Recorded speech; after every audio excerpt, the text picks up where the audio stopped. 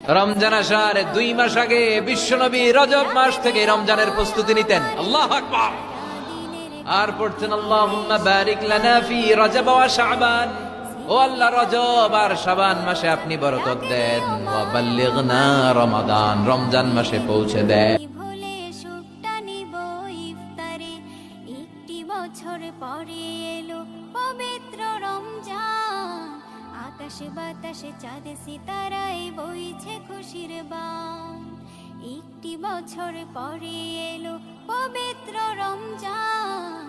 আকাশে বাতাসে চাঁদ সিতারায় বইছে খুশির বান।